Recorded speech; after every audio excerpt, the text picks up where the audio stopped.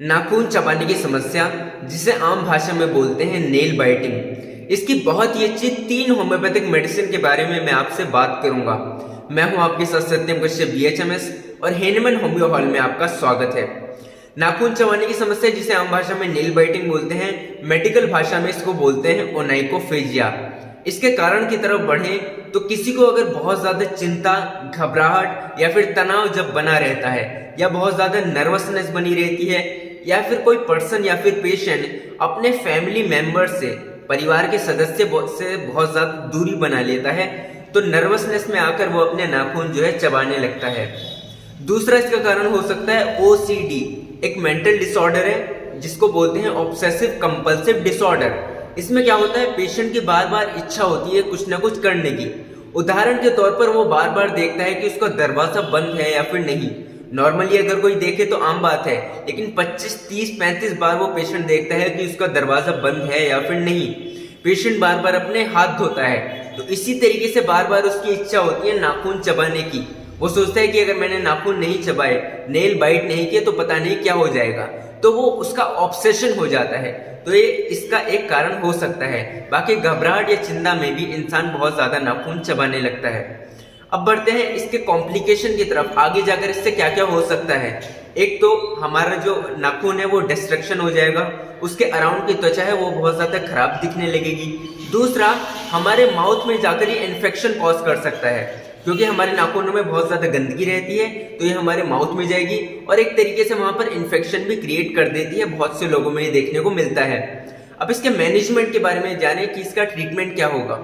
अगर थोड़ा बहुत कोई नेल बाइट कर रहा है तो वहां पर कोई भी घबराने वाली बात नहीं है। उसको आप बता दें तो वहां पर वो खुद से ही बंद कर लेगा। थोड़ा बहुत जो है सब कर ही लेते हैं, लेकिन अगर बहुत ही ज्यादा कर रहा है वो, तो वहां पर सोचने वाली बात है, एक सीरियस कंडीशन भी हो जाती है। तो वहां पर जो उसका कारण है उसको हटाना होगा। जैसे कि घबराहट है, बहुत ज्यादा चिंता है, तो उसको वहां से हटाना होगा। सबके साथ रहना होगा पेशेंट को, और घबराहट और चिंता या नर्वसनेस को उसके दिमाग से हटाना होगा। मेडिटेशन या फिर योगा बहुत ज्यादा वहां पर करना होगा, जिससे कि यह समस्या उसके शरीर से, उसके दिमाग से हटाई जा सके। दूसरा, आप अपने नाखून को ट्रिम्ड और क्लीन रखें, यानी कि नाखून जो है शॉर्ट होने चाहिए, बहुत बड़े नहीं होने चाहिए। जब नाखून बड़े होते हैं तभी कोई नेल बाइट करता है वहां पर, इसलिए वहां पर उनको ट्रिम्ड रखना चाहिए। तो ये भी एक उपाय है उसको नेल बाइट की समस्या से बचने का। बढ़ते हैं आगे, जानते हैं इसके होम्योपैथिक उपचार के बारे में। होम्योपैथी में ऐसी कोई सीधी दवा नहीं बताई गई है नेल बाइटिंग की, लेकिन लक्षणों के आधार पर होम्योपैथी में उपचार होता है। तो इसकी कुछ रेमेडीज हैं यहाँ पर। पहली होम्योपैथिक दवा के बारे में जाने तो वह है सिन्हा होम्योपैथिक मेडिसिन। सिन्हा जो है बच्चों में दी जाती है। जब उनमें नाखून चबाने की आदत होती है, बच्चा बहुत ज्यादा चिड़चिड़ा होता है और गुस्सा हो जाता है एकदम से, तब जो है सिन्हा होम्योपैथिक मेडिसिन काम आती है।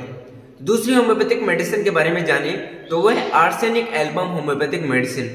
आर्सेनिक का यूज तब किया जाता है जब बहुत ज्यादा घबराहट, बहुत ज्यादा चिंता बनी रहती है, बहुत ज्यादा डर बना रहता है। पेशेंट अपने जो स्वास्थ्य है उसका, उसके प्रति बहुत ज्यादा चिंता रहती है उसको, साथ में उसको अपने मृत्यु का भय बना रहता है। तो घबराहट, चिंता जब बहुत ज्यादा बनी रहती है, तब आर्सेनिक एल्बम होम्योपैथिक दवा का इस्तेमाल किया जा सकता है। तीसरी होम्योपैथिक दवा के बारे में जाने तो वो है नेट्रम्यूर होम्योपैथिक मेडिसिन। इसका इस्तेमाल तब किया जाता है जब पेशेंट बहुत ज्यादा उदास होता है, छोटी छोटी बातों पर आसानी से रो जाता है, और जब अकेले में जाकर वो रोने लगता है, परिवार वालों से दूर होकर अकेले में रहना उसको अच्छा लगता है, और वहां पर जाकर वो अपनी समस्याओं के प्रति रोने भी लगता है, तब जो है नेट्रम्यूर होम्योपैथिक दवा का इस्तेमाल किया जा सकता है। देखिए यहाँ पर बहुत सारी अन्य दवा भी हो सकती हैं। ये मैंने तीन मुख्य दवा आपको यहाँ पर बता दी दी है, क्योंकि लक्षणों के आधार पर ही होम्योपैथिक जो है दवा दी जाती है। तो यहाँ पर अन्य दवा भी हो सकती है, इसलिए आप अपने होम्योपैथिक फिजिशियन से भी कंसल्ट कर सकती हैं। इन दवाओं का इस्तेमाल 30 पोटेंसी में 30 की शक्ति में किया जा सकता है। 2 बूंद जीभ पर इसकी सुबह, दोपहर और शाम में ली जा सकती है। कुछ भी खा पी रहे हैं तो उससे 20 मिनट का फर्क रखें होम्योपैथिक दवा को लेने से। ज्यादा से ज्यादा लक्षण मिल रहे हैं तभी इन होम्योपैथिक दवा का सेवन आप कर सकते हैं। अगर आप चैनल पर नए हैं तो चैनल को जरूर सब्सक्राइब करें, साथ में बेल आइकन पर जरूर क्लिक करें, जिससे मेरी वीडियो की नोटिफिकेशन आप तक जरूर पहुंचे। वीडियो पसंद आई है तो लाइक जरूर कीजिएगा। कोई भी क्वेरी है तो मुझे कमेंट सेक्शन में जरूर बताएं। जल्द मिलते हैं अगली एक नई वीडियो में। Thank you.